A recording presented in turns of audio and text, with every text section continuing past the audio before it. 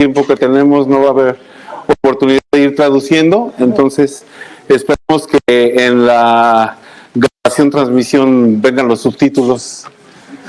Nuevamente una disculpa y pues bueno, estamos aquí para recibir al señor Irvine Welsh.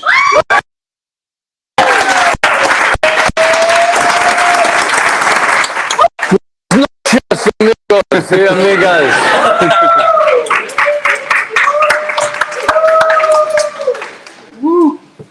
Irving, I have a few questions, as I told you, that are set in a kind of admission form for the police station. No, again. Yes, what? Yes, again. So, please state your name. Irvine John Welsh. Okay, thank you very much. Where are you from? I was born in Edinburgh in Elsie Ingalls Hospital.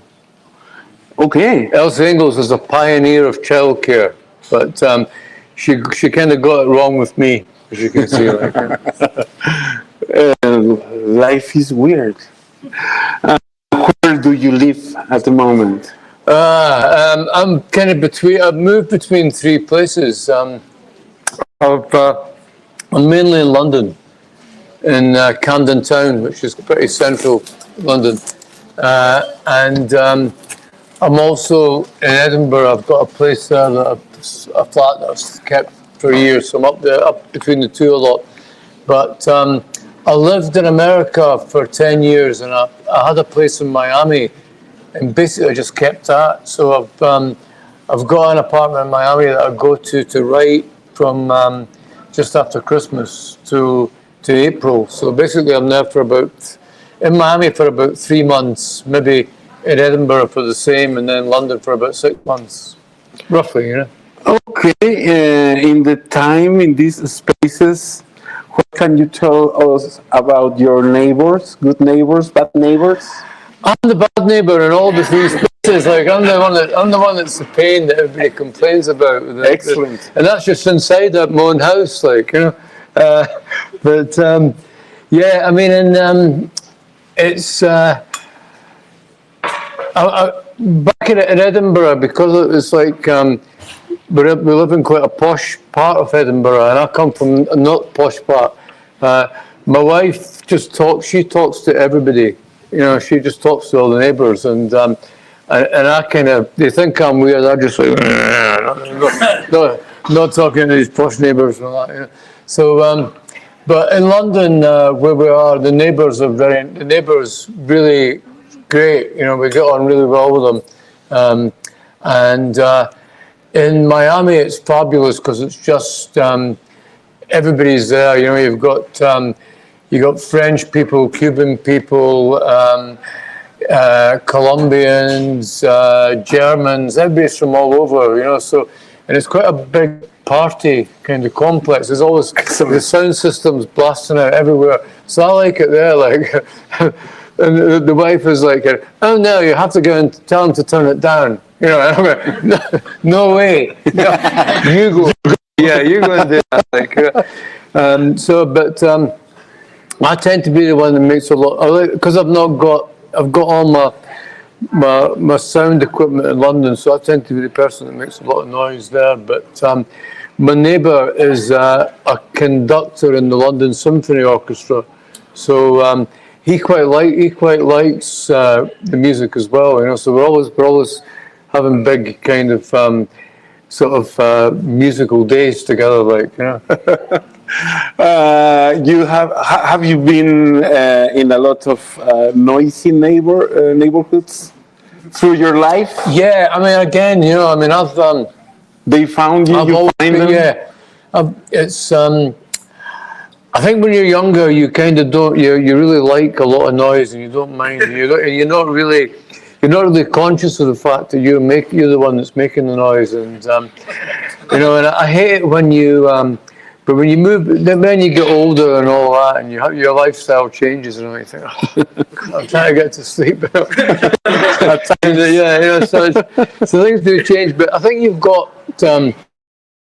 I hate it when you live in an area which is known as a big kind of sort of party neighbourhood, and then people start complaining about the noise. Don't move there. If you know what the neighbourhood's like, don't move there and complain about the noise.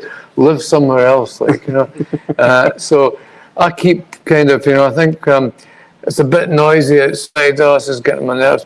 Well, you're in Camden Town. You choose to live here. So don't be a sort of an arsehole about it just because you're not getting as much sleep as you think you should and all that kind of stuff. Mexico is a noisy town, to say something. You know what? It is. But I've been very lucky. I was in the center of Mexico, in the historical kind of district, which is very bustling and a lot of traffic and people around. But the hotel I was in was just so quiet. It was in the back, so there was no noise at all. And here again, it's quite a busy district, but the hotel, my room's in the back, so there's no noise. So you've got the benefit of stepping out into all this action, but then you go back in and you're just like, I was going to the thing with the gentrification and the expats getting to live here. They cannot stand the Mexican noise. I don't know why. Tell them to fuck off.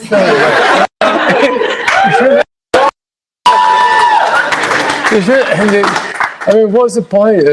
What's the point of going somewhere and complaining about it because it's not like the place you just left?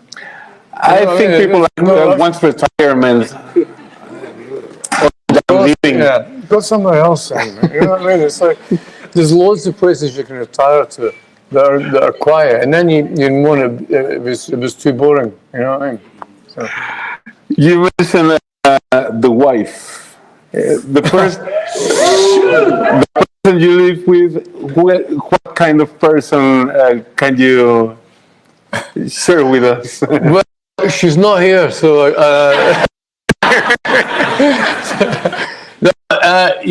she's brilliant. She's just amazing and puts up with me, and also that's a lot. Yeah, and kind of. Puts me in my place as well when I get too kind of high and mighty. She's great at kind of cutting me down to size. Amazing. She's brilliant. So, and I miss her. I'm kind of pining a bit, actually. Okay. So I'll see her next week, though. Yeah. Amazing. Main occupations of Irvine Welsh besides writing. What draws your attention? I think everything is.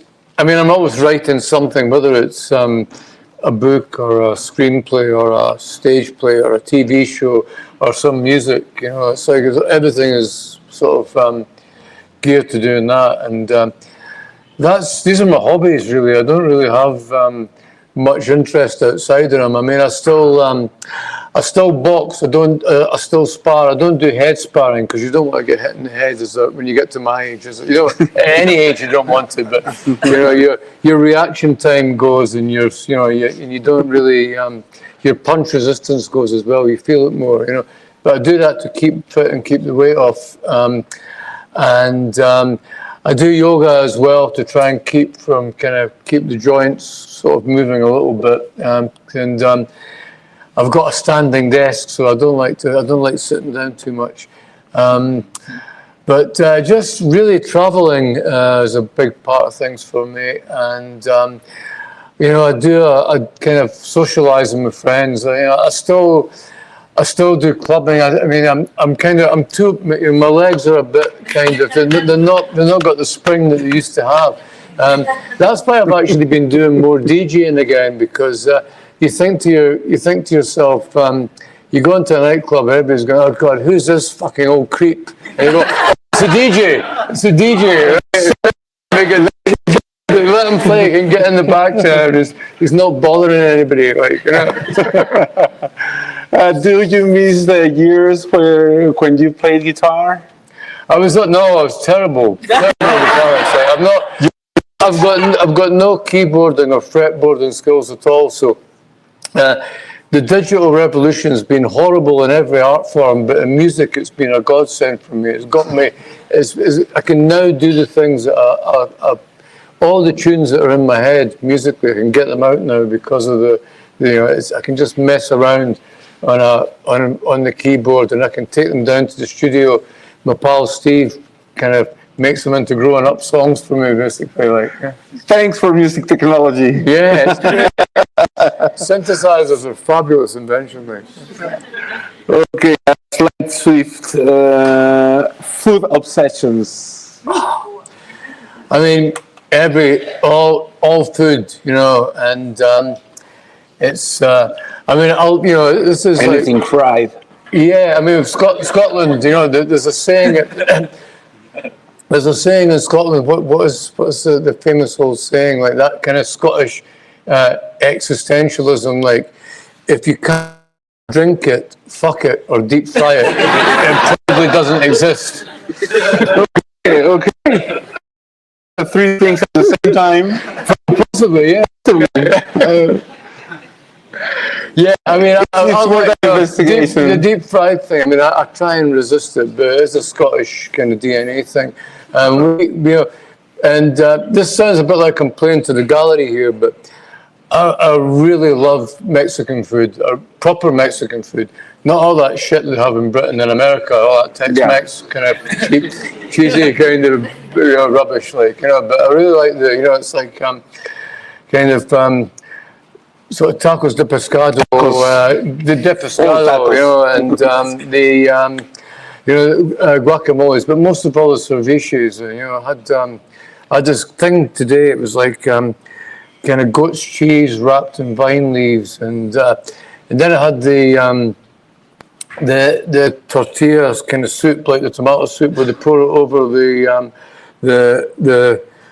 the flaky kind of tortilla and the guacamole and the sour cream and the cheese and all that. It's just fabulous stuff. Like, Is there any good meal that made its way into any of your writings? No, I mean, I think I'm not really much of a food writer. I've got one of my best pals. Maybe some of your characters that gets a taco implosion or something. Yeah, I mean, they usually just the fish and chip shop late at night, like will be the kind of cool for most of them. But my mate is one of my best pals is a restaurateur in London, and he's opened up all these. He went out the game for 10 years, and he came back. And I was always trying to encourage him, you got to open up restaurants again, because I want somewhere nice to hang out. So he's opened up these 3 fabulous restaurants. Okay. Transport obsessions, bike, car. I don't drive. I'm a public transport guy. I hate cars, basically. Okay. Because you kind of you don't really see anything in a car. You're just stuck in traffic. You just moan at people and all that. I like being on buses. I love the metro here. It's fabulous. Like, it just takes you everywhere very quickly as well. I mean, what I like, and the good thing about it is as well, the stations are quite far apart. In London, everybody's so lazy. The stations just seem 100 yards from each other. Like, it takes ages to get anywhere. But here, like, you can. And it's just a great way. Seeing such a big city, and it makes it also accessible. I mean, I just, what I was doing, I would just look at the map and just say, I'm going to go here. I don't know anything about it, and it was great. You never knew where you were going to emerge. You get off in that, you get on, you change a couple of lines, you get onto this place, and you come out, and it could literally be this trendy, cool neighborhood. Everybody's sitting, sipping cappuccinos and drinking their wines and kind of all that. Or you could come into like a literally post-industrial kind of wasteland. So you never know. It was great.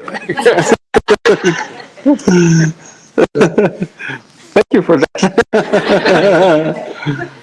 Daily routines. What do you like to watch on the TV? If you do so at any time. Everybody does that. Yeah, I mean, it's like we're always, it's like it's usually just the two of us, so we're always arguing about what we should watch. Of course, who gets into so we try and do it on a rota basis, but it's interesting. There's that little bit of crossover, the Venn diagram, and you have the little overlap. So we try and find these shows, and and then we get really pissed off with each other. We watch the same thing all the time, So you don't want to see my thing. I don't want to see yours. Yeah, so I end up.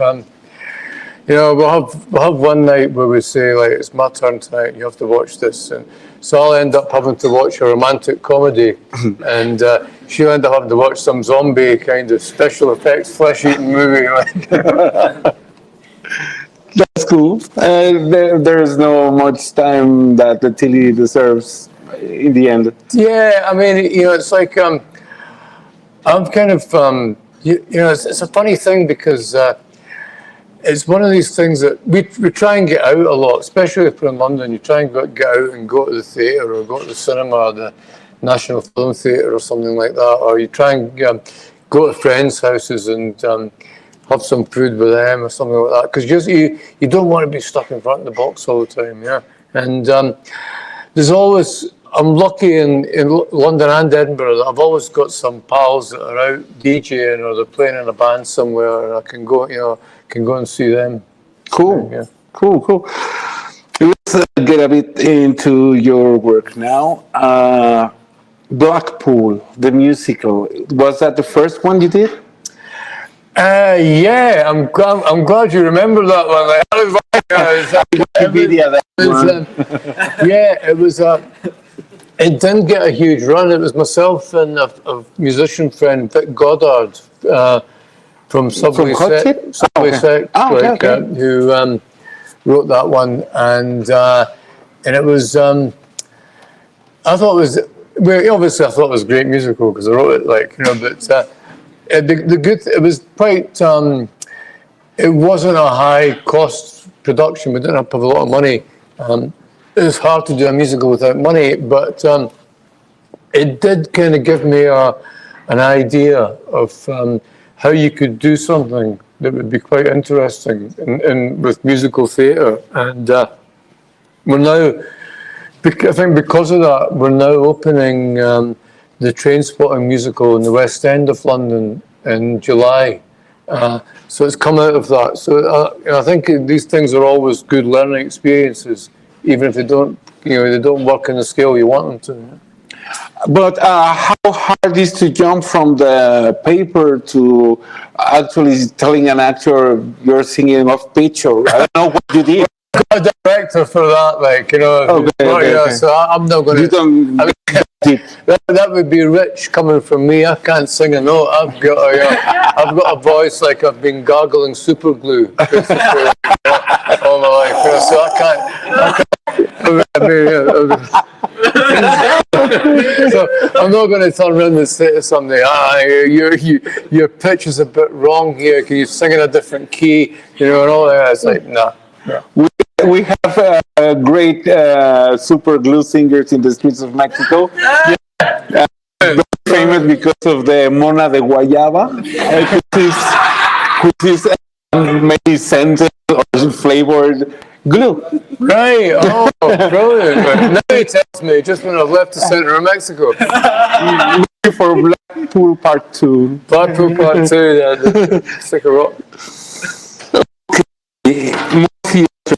Babylon Heights. How did you came with the idea of getting midgets to perform what? Well, we didn't. We got into trouble because we didn't have any small people doing it. We didn't have dwarfs or midgets or what.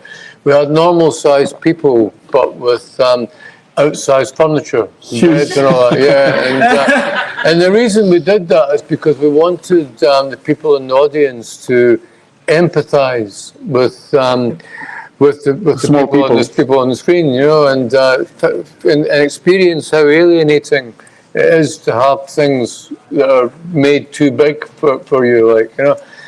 So we wanted to do that as an empathy kind of exercise, but unfortunately the small people took it the wrong way and picked it at the theatre. Like, you know, we did a run in Dublin and a run in San Francisco and in Auckland, and it was the same thing, you know. And it's like there, you know, I mean, to you know, I can see from the point of view that if you know, if you're a small person and you're an actor, I mean, what kind of if you have big people taking the roles of small people, what roles are there left for small people? You know what I mean? It's like so. I mean, I did. You know, we do empathise, and I think that's really the reason why we stopped the production, because we just felt it wasn't, you know, it wasn't fair on people who were proper actors. You know, and there's some great small actors who now get cast. You know, and you know, they're not cast. You know, principally for being small. Basically, because they're good actors. The guy from Game of Thrones. Peter Dinklage, he's would be one, like, yeah, for sure. It's very interesting to get to a play like that. But what was happening on stage? What was It was basically about talk about the process of being small? Yeah, I mean, I don't know if you've seen The Wizard of Oz. I think most people have, and it was about the Munchkins, and they were all pushed into this hotel in Culver City, and you know, to play these parts, and there was all sorts of things that went on. You know, there was rumors of kind of drugs and sex orgies and all that, because they're basically young people that are away from home. You know, and they're basically prisoners in this place. So we wanted to write about that, basically, and that's, you know, so that was what the play was about. Really, it was about young people being taken away from home and being under house arrest. You know, so it was a serious play, and they all had different medical conditions as to that determined the type of dwarfism that they had, basically. You know, so there was all these kind of issues as well. You know, amazing. Well, books about crime you've done, officially themed on police subjects and crime, can be 3-4 of them. But I think, in a way, your debut, Trainspotting, have a lot of crime without the police part inside. Yeah, we don't. I mean, you know, it's like I've always written. I've always written kind of crime books, but from the point of view of the villains, rather than the police investigation. Because I'm not really interested in police procedural stuff. Like, and even in the Long Knives, I mean, Lennox isn't really a cop.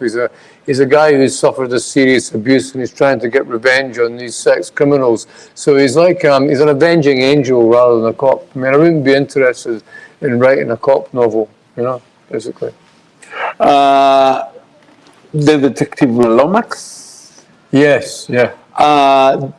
Do you know someone who could be his living pair?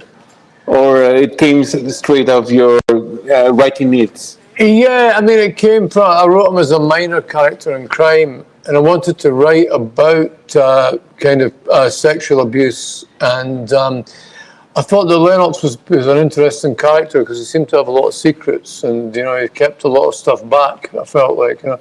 So I wanted to explore that character and put him in a situation whereby he would have to come to terms with what had happened to him as a kid, as well as while he's having to try and solve the crime, you know, that he's working on and catch the sex criminals. So yeah, so he's got his own baggage to work through as well, you know. So and it's so that it becomes an existential thriller rather than a police procedural book, you know.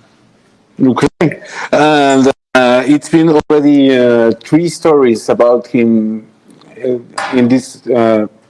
Yeah, I mean, I wrote 2 of them during lockdown, and I didn't really, know what else to do. I thought I'm just going to be I'm going to be a pest here and going crazy up the walls and all that. We had this. I had lockdown in Edinburgh, and my pal had this opened this illegal drinking club in the centre. It's right in the centre of Edinburgh, but a very difficult place to find, And we would sneak there at night and all meet up, and of course we all got COVID basically, but it was a great time, and coming back and then just writing again, Okay. Let's go now to the film, the discipline of film, the thing of writing to a different thing than a theater. Or is it as different? Yeah, I mean, I'm talking about nuts. Right. I'm talking about good darts. Right. All right. Good arrows. Yeah. To embrace such a project. How much do you get involved in the final product, in the development? You just write for it? Yeah, well, these two that you mentioned, Nuts is a short film and Good Arrows is a kind of film for channel TV film. About testicle cancer. That was Nuts was about testicular cancer, and Good Arrows is about darts. And about a darts player who loses his mojo, basically. Yeah. But the thing was that I directed both of them as well as wrote them, and that was a bit of a departure for me because I'd never done any directing before and worked with actors, and that was like I really enjoyed doing Nuts because it was a short film, so it was just about a week, a week and a half filming. It was done, but Good Arrows was feature length, so it was a kind of 10-week shoot. And you just, you have to deal with actors' problems on the set all the time, and they just, and you realize that it's just because they're so nervous because they know they're going to be, it's not like on stage. If they go out on stage and they don't perform, they can put it right the next again day. They can't when they're being filmed, and they're really, really nervous, particularly if they're a bit inexperienced, and so they come to you with all these problems, my hotel room's not good, or I didn't get my expenses through, or something, And I remember phoning up Danny Boyle, who was director of Trainspotting, and I was saying "Oh, Danny, I'm having a tough time here. I'm overwhelmed. What do I say to get these? How do I do this? They come to you with everything," and he goes, "Just lie to them. Just tell them everything. tell them what they want. Just do everything to get them back. Tell them, that they're going to be brilliant. Tell them most of all that after they've shot this scene, we'll go away and we'll talk about this problem that you've got."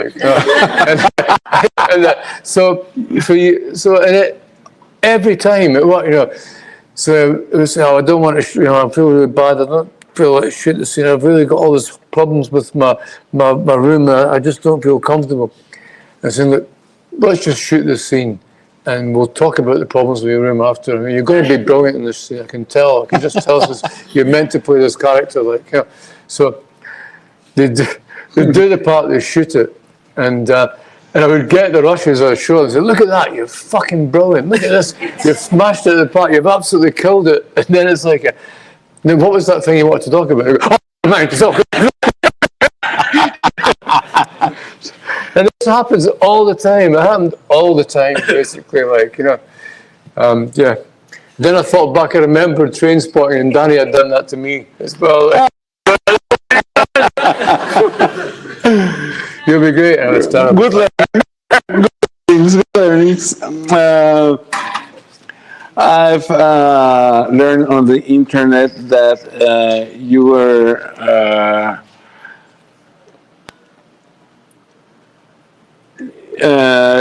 your wife is sister to Momus? Yes. How does Momus get to the Christmas dinner, dressed like Louis the 15th? Yeah. He wasn't at the last one, actually. I didn't see him at the... How is that guy? And how does he present? He lives mainly in Berlin, so we don't really see that much of him. You know, occasionally he'll be over for the odd family do, but he's in Berlin, Japan. He jumps around, like, you know, he's hard to keep track of. Like, yeah. Okay. But yeah, And hanging around with him is super fun, isn't it? He was. The funny thing was, we were both signed to Creation Records at the same time. I had this band. He was signed as Momus, and it was like Creation Records was like a record label in Britain. Alan McGee, you know, and Oasis, Primal Scream were on, and they set up this dance label called Eruption, and my band were the first ones that they signed on that label, basically. Wow. But Momus was there at the time on the label, basically, and you know, it's like, but we weren't. This was way back in the '90s. We weren't brothers-in-law then. We didn't know each other, like, you know. Okay. But we were label mates at the same time, like. He is a wild character, like, to get in the movie.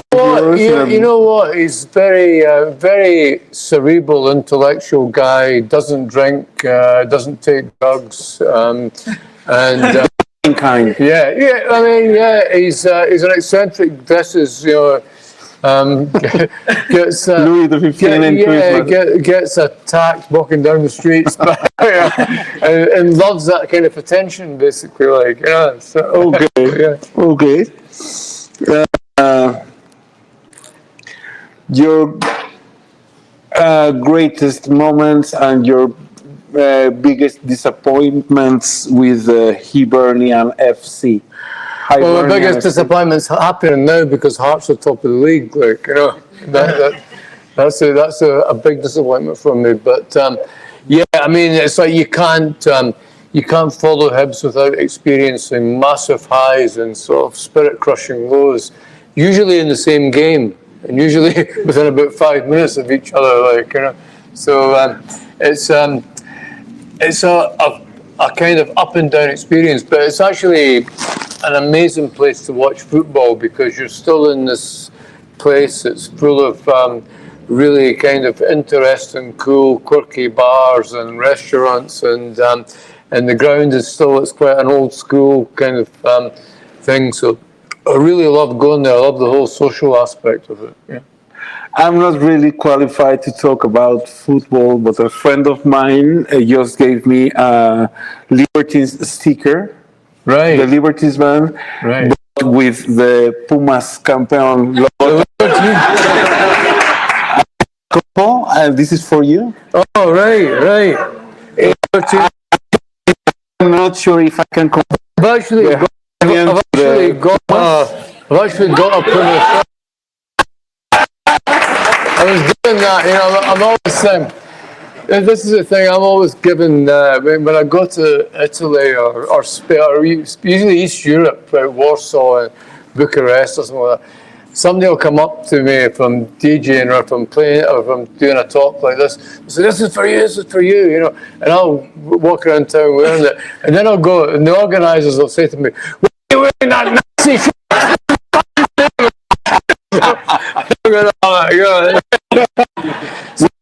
I think I hope this is a nice student team that nobody hates. Like, is it? Yeah.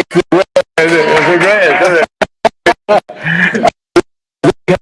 Amazing talent to lose. Right. This is right. This is Hibs. This is my team. Sticker. Made this like for right. I'll keep it and I'll give it to Carol or Pete. You pick. It's yours. Yeah. Yeah. Train spotting. The elephant in the room. It's, the movie is 30 years old. The book is 33 years old. You're having a musical. 34 years old, so we're on the same generation. Yeah. We're the same generation. you're having a musical right around the corner. Yeah, in July. Don't keep reminding me, I'm terrified. We've still got songs to write and sets to build and casting to be done and all that, you know. And we've got to be in that theatre on the 13th of July. So there's a lot to do, yeah.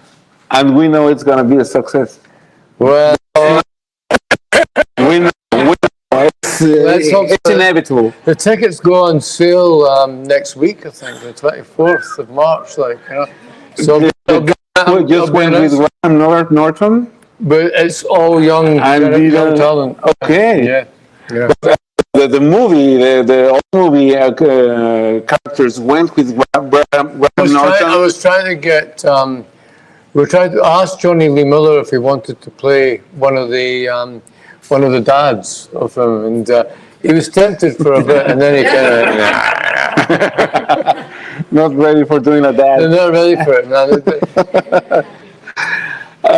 What are your fondest memories of the process of writing from the first pages till the novel was in the bookshelves?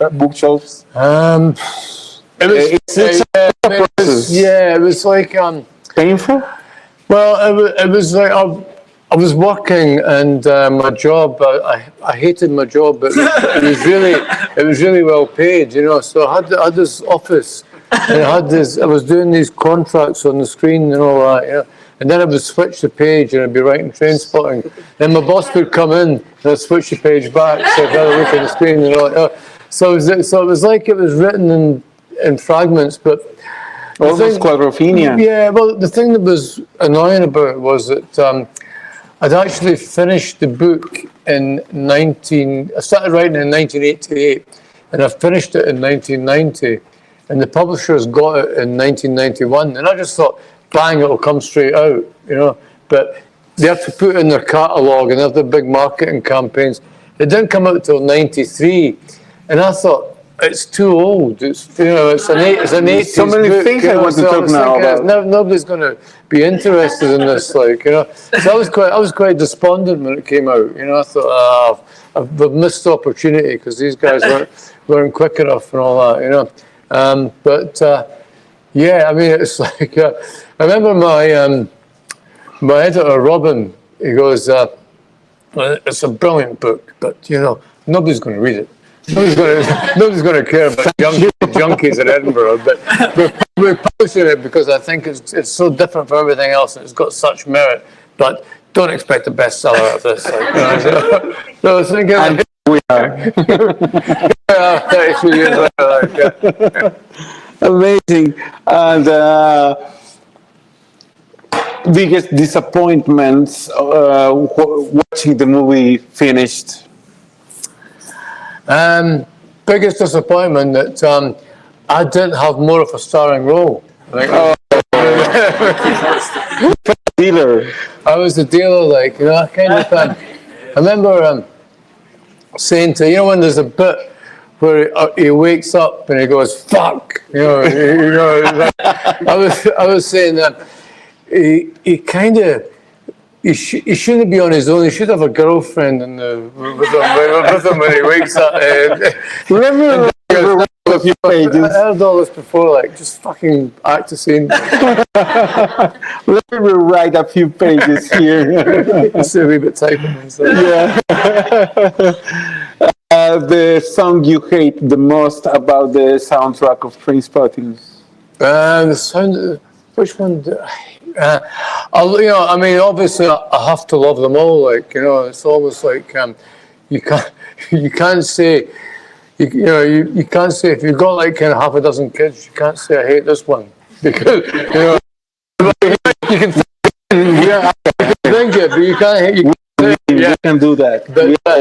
But yeah, I mean, I think probably that there's ones that. The soundtrack is really brilliant, and Danny's just been genius the way he's put it all together. So every song pulls its weight. I mean, there's ones that are not as well known as there's other ones, but they're great. I mean, I was listening to the Lion Rock one the other day there, kind of Justin Robertson's one, and Justin's a good friend, and I was thinking to myself, like, this is such a great song. Why isn't it one of the bigger kind of well-known songs on the album? I'm thinking it's probably because of Justin, because he's such a kind of quiet, low-key guy. He doesn't really push his work in the way that a lot of the other guys do, you know. So there's not one that I dislike on the album at all. There's not one that I would change. Anyone that you would like to play with? Iggy Pop, maybe. Yeah, I mean, Iggy's a neighbour in Miami, so I've kind of get to see him. But he can't read. No, I don't know. Just kidding. But yeah, he's a fabulous guy, and it's great because he was such a big influence on me when I was, you know, sort of growing up. So it's great that it kind of resurrected his career as well, like, you know. So I feel like it's a bit of payback. But but yeah, I mean, I've kind of done a lot of things. I mean, I'm talking with Bobby Gillespie at Primal Scream to do another project with Bob, because we've done stuff in the past and all that, and they're close friends, so I want to kind of do stuff with them. Amazing. That would be great. Do that, please. Yeah. Sure. The music, your writing process, when you are a performer, a musician particularly, there's always some kind of equipment, some part of your equipment that you really need and you really hate to need and to carry all over the place. If you're a drummer, to carry the fucking drums, it's a load. It's a pain in your back and in the ass and everywhere. If you are the singer, you always deal with the monitors, you suffer that. What would be the most annoying piece of equipment you need? I mean, I'm lucky now because I just, I mean, when I'm DJing, I just play off the stick. And the biggest, you know, I used to drive, I used to tie around with sort of bike pieces. It's horrible, like. But now I just play off the stick. And the biggest thing I've got to remember is a set of headphones. And you know, I still manage to forget a lot of time because they can be a bit of an encumbrance. But I don't have a controller or play off a laptop or anything like that, because it's just, you know, I mean, I'd rather do a pretty rough kind of beat match on the mix than do something that was pristine when you're just messing around and lining up. I think, you know, so I would feel an imposter. So you've got to have some kind of feel about the whole thing, like, you know. But yeah, the biggest inconvenience is the headphones now, so that's no inconvenience at all, really. Right? Okay, fair enough. Fair enough. Back to Trainspotting.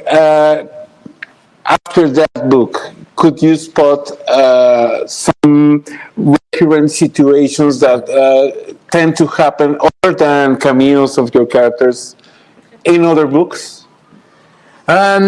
Yeah, I mean, I kind of see the characters as like a set of tools in a toolbox. Okay. And if you've got a job to do, you look inside the toolbox and see what's there first. And you might have to go and forge another tool, or you might have to take this one tool out and sharpen it up a bit and all that. And but you kind of, you're better looking at what's there. Like, yeah, it's like a DJ. It's like kind of picking the elements to mix together into a piece of music. Like, yeah.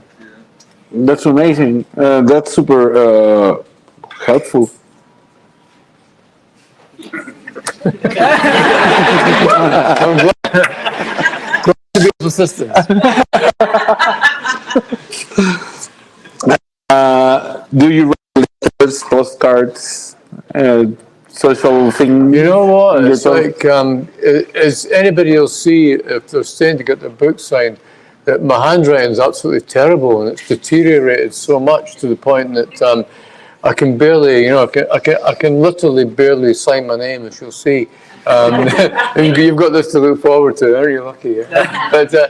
But yeah, I mean, it's just that age of the digital age that we don't anymore. You know, and again, You know, it's like my wife writes longhand in her diary, and she just writes this. She's got this beautiful handwriting, and it's everything is just like kind of. And I'm thinking, how the fuck can you do that? You know, but you know, she just writes page after page. She sits there like, and it's so neat as well. Every year, I think this is like, I'd be after. I can write about 3 or 4 words, and it looks quite nice, and then it just goes into a mess. So, yeah. Can you spot day-to-day accidents that have slipped into your books? Oh yeah, and people will spot them for me, and they'll go like, "Oh, that was the time when this happened," and all that. I go, oh my god! Damn you, the subconscious! Like, you're bunging all this crap with it, and you think it's just, you think, oh, I've made this up, you know. Then you realise later on, oh, fuck. You know. Can you share the most spectacular that comes to mind? Oh, I mean, you know, it's like, read the books. I believe that you should, if you're not cringing with embarrassment at the prospect of, you know, if it's like, it used to be your mother or your wife or your girlfriend or your kids or whatever, if you're not cringing with embarrassment at them reading one of your books, then it's not working, you know what I mean? It's, you know, so I'll look at I'll get the proofs back, and I'll go through the proofs, and I think, fuck, so and so's going to say this, fuck, so and so's going to say this, fuck. And then I feel so terrible, and then I just hold on to that pen and go, yes! It just becomes euphoria, you know. I think it's like We have to piss the people off. Yeah, you have to. You're not. You know, you have to really. You have to make yourself really uncomfortable. I think. You know, I do. If I'm writing a book, I have to feel really uncomfortable and threatened by it, and I have to be laughing my head off and feeling kind of grossed out and all that. You know. So I love. That's what I want from a book. You know, what I want from a book is what I try to put into it. Cool.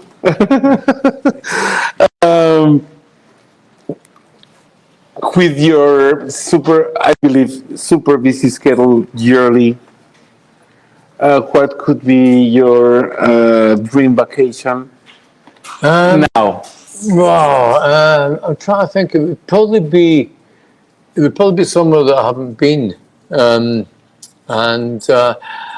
See, I don't know. I think that everywhere you go, you have to really enjoy it. You have to really get to go with a good feeling about it and get the best out of it. Because if you go somewhere and you think to yourself, this isn't quite right, or I don't feel great here, or you're just setting yourself up to have a terrible time. So if you go to somewhere that's like a desert place, or you go to a frozen wasteland and all that, as long as you've got the right gear, physical equipment, you should be going there to enjoy it and to get the best out of that experience, like, you know.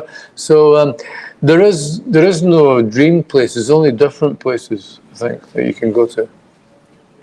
And the best state you could be in? The best which state? Could be, in terms of intoxicants, or? Sure. Let's say that. Yeah, I mean, I kind of, I've got to that age where I kind of, ecstasy is too much. I do find sort of, I've got a bit fed up with alcohol and cocaine, and obviously I can't touch heroin now, and I find ecstasy is, you know, it's just. I can take it occasionally if I'm at a big club night or a festival. Now it's mainly mushrooms for me, and kind of acid, you know, microdosing and that kind of thing, you know. The mushroom chocolate has been a fabulous invention, like, you know. So I'm always, you know, it's like I can go and you know, I can take some mushroom chocolate, and I can sit and enjoy myself with a crowd of drunks, like, which is very difficult to do if you're sober, like. You know? But but you can. I find that you can. It's a very portable type experience, like, you know, and it's just, you think to yourself, and then it just suddenly goes. You know, the trip just suddenly goes, and then you wake up the next day morning and you actually feel better. Rather than hungover, you feel better the next day morning because of it. And you think, this is fucking great, man. I agree. Por ahí. I think we're done. Thank you very much. And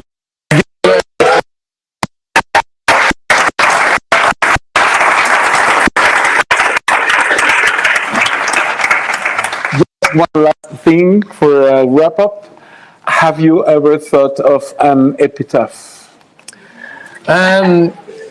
No, I mean, I've got this, I've been busy. I've got this mate, and she's a psychotherapist, and she's always saying to me, like, have you thought about your death?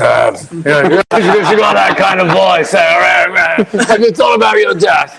And I said, no, I'm thinking about my life. Shut up, for fuck's sake. Like, you know. So no, I'm not, like, you know, just, yeah. Any advice to young train spotters? I think to young writers, I would say, don't, when you write something, just write the book and write the story and don't look back. Just finish it. Finish it. Don't look back to the first page. Finish it and stick it in a drawer, because if you keep looking back to get the first chapter right, you'll never get it right. You'll just be constantly going back and back. Just write the story. And it's not meant to be seen by anybody else except yourself. The first draft is for your eyes only, and it's a launch pad. So you don't write a book, you build a book. You build it sequentially, like, you know. So that would be my advice. Thank you very much.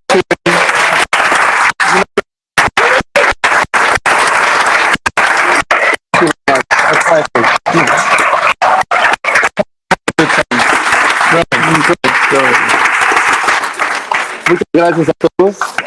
¿Algún, perdón? ¿Preguntas del público? Por allá.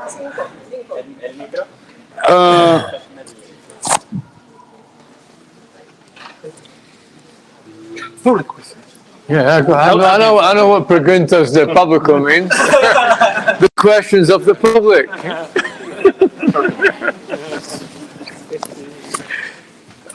I'm only pretending I don't know Spanish. So I can hear you talking about me. So, yeah.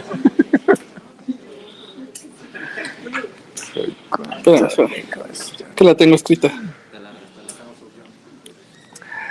As you say, don't be shy, your mother wasn't.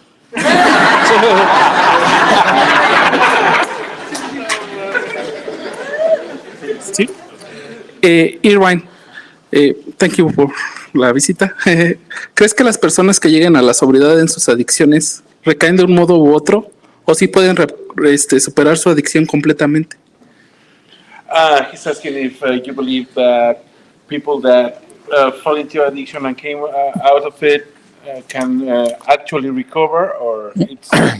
Yeah, I think definitely. I mean, I think that people can do and will, and I think it depends on why you've got into it in the first place. A lot of people get into kind of addiction and drugs because they're trying to self-medicate from something else. You know, it's like the drug addiction is only the symptom rather than the underlying cause, you know? So it's like, you know, some people have got post-traumatic stress from childhood abuse, some people have got anxiety issues, some people have got depression issues, and these are the things that are underpinning it.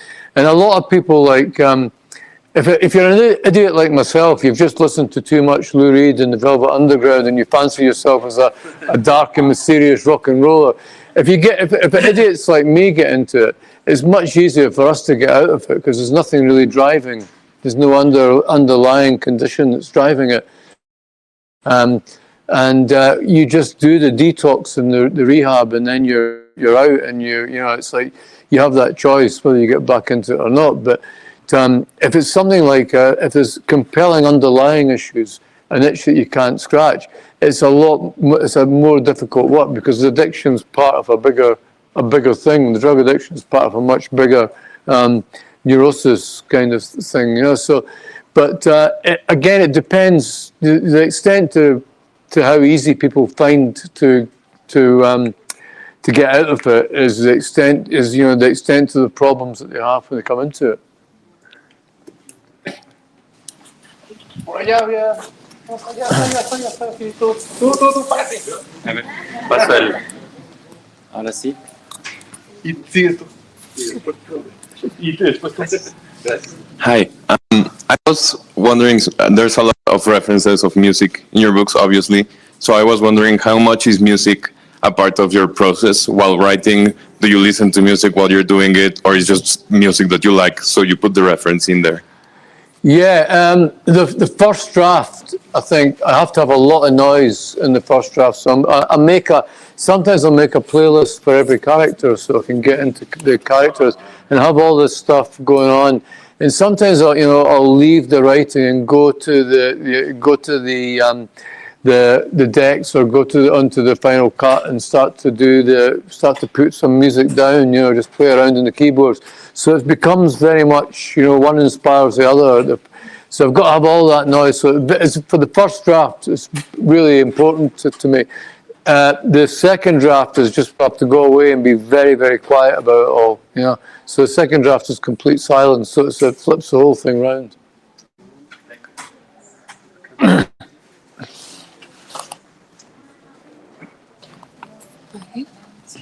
Hi, thank you for coming to Mexico. I have a quick question. How do you feel about the idea that perhaps when you wrote Trainspotting, Acid House, perhaps you romanticized the idea of addiction a bit too much, that it became kind of like a trend or something that people had to do in order to be edgy, and it kind of reflects to nowadays? I don't know. I think when you write about if you write about something like if you write about youth is a very kind of romantic time, basically, and and I think when you write about drugs gives people license to behave in different ways they wouldn't normally do. That's why we take them, really, because it gives us a kind of excuse to be somebody else for a bit, basically, and push our behaviour right out to the extremes. So I think that's an inherently a romantic thing in a lot of ways to do, But I think what you have to do, the responsibility that you have, is that you have to show the other side of it as well. You have to show the way that addiction is eventually becomes a soul-stealing thing, and you become the voice of the drug, whatever it is, rather than your own voice, your individualities, and your personality becomes crushed by it. So I think that I think it's more responsible, socially responsible, to do that than to do like a just say no type of thing. So I think that you have to try to find the human element of it and the human interface with it. You see people there dying and getting back from death, and also people that stay dead in the story. So Yeah. I mean, yeah. I mean, it is. It's a strange time, because I think the romance of it comes from the fact that when young people were taking drugs, it's like when you're young, you don't believe you're going to die. Your sense of mortality only kicks in your kind of mid to late 20s. You start to conceptualize of that. Before, it's like suicide ideation and all that. People do these kinds of things. They don't realize it's permanent. They think that they'll come back in some way. And I think that that's the fundamental romance of youth. So everything is kind of romantic in that lens, in a way. It's tragic, but it's kind of romantic as well. Hi, Maestro. Hi. You and Bruce Hornsby are my favorite writers. I could say you're one of my heroes. Have you ever met one of your heroes? Yeah, Iggy was one of my heroes, and I had two chances to meet David Bowie, and I stood him up twice because I felt I didn't trust myself to be dignified around him. I thought, I'm going to turn into a 14-year-old girl, basically, screaming at him and all that. And he would just, or I would come and I would say something like, really, I would start coming up with stupid kind of references about, do you think that Carlos Alomar was a better guitarist than Chuck Hammer and better than Robert Fripp on Scary Monsters and all that. You know, I come out with all this shit, and you think, what a fucking weirdo.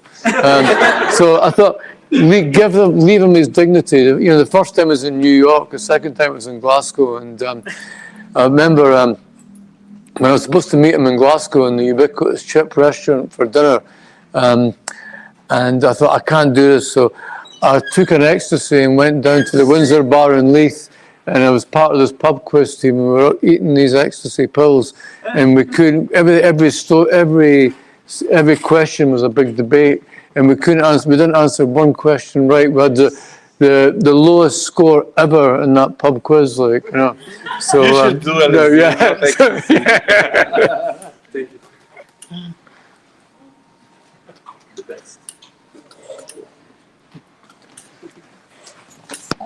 Thank you. Hi, I want to ask something about transplanting.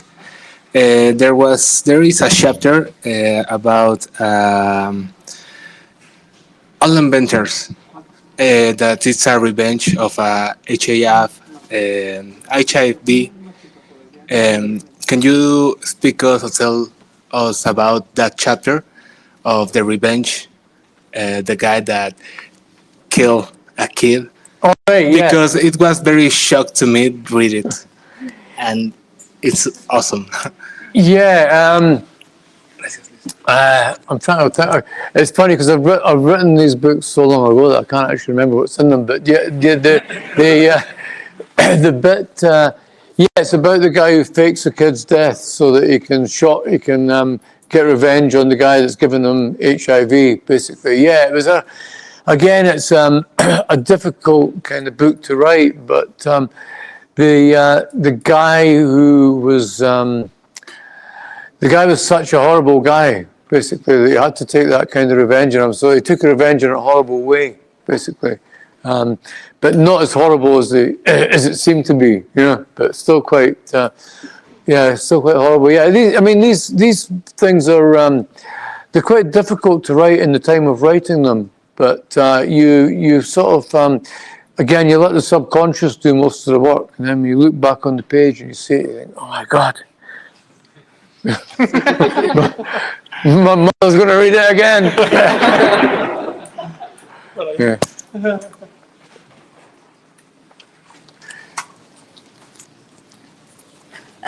Okay, so I am myself a musician and I also want to become a writer. And the problem is that I sometimes feel that I can only write when I'm at my lowest. So my question is, do you have any tips for that? And also, what is the mindset you like to get when you're writing? Yeah, I mean, I think that, I think if you do feel the need to write when you're feeling bad, when you're feeling low, I mean, I would just go with it, because I think eventually, if you keep writing, you'll write that out of your system, and you'll start to get into a more balanced sort of way. And I think the more you write, I think the more you want to write. You know, and if you keep doing it, you'll kind of write a lot of that out of your system, and then you'll get into the idea of just writing whenever you want to write. So I wouldn't worry about it. I think if you just keep doing it, it'll correct itself, basically.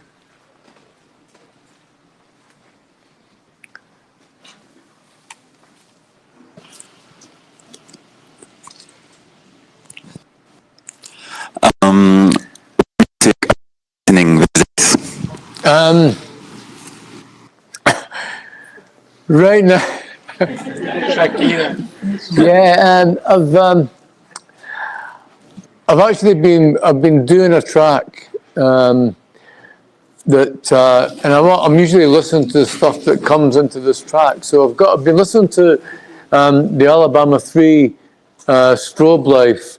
I've been listening to the Dam's New Rose, and I've been listening to the Underworld's Second Toughest in the Infants thing album. So I'm sort of I'm mixing it up between these. I've got this idea for a track that I've been kind of influenced by these three things, basically. Australian hard rock. Yeah, it's kind of, it's, yeah. New Rose. Yeah, the Dams, New Rose. Okay. Okay. Hello. In transporting, do you have an alter ego? Yeah, I mean, it's, I don't know. I mean, I think that I feel quite close to them all, the characters, you know, and I think you're sort of, the sort, you know, the sometimes I feel more like, you know, I feel probably most like Renton because he's the main voice in it, and I think, you know, that comes across. But I think there's times when you've been sick boy, you've been Begbie, you've been Spud. We've all been these kind of archetypes at certain points, you know, if only for short periods of time, you know. And it's everybody that I know back home that I've grown up with. They all think they're these characters in the books, like, you know, every nutter in Edinburgh thinks they're Begbie, you know. So that's me. The worst ones are the ones that actually don't see it in themselves. They go, there are people like that, eh? Yeah, you go, oh, one or two, yeah. But it's even worse now that I'm getting because of it's been around for 30 years. Now I've got like the son of Begbie and the nephew of Begbie that come out, oh, it's my dad, yeah, I'm an uncle. What about the long times? Yeah, I've not had any cop come up to me and say that they're Lennox or Bruce Robertson yet, so I'm waiting for that to happen, Mike. Okay. Bueno, pues muchas gracias a todos. Thank you so much, Irvine. Thank you, Willie.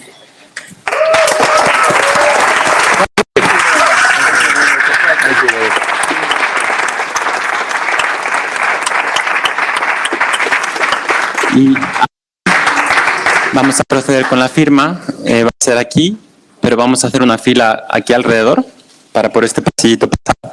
Y vamos a pasar de 10 en 10. Entonces los primeros 10, si quieren, pueden irse formando por aquí. Y tenemos aquí chelita para que puedan esperar justo.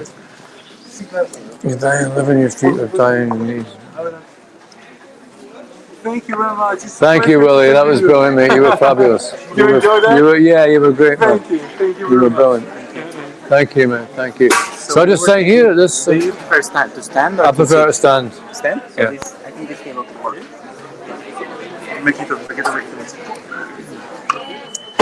Yeah. Do you want more water or anything? I think I'm good just now, thanks. Yeah. Can I get the mic? Oh, of course, yeah. You got a pen?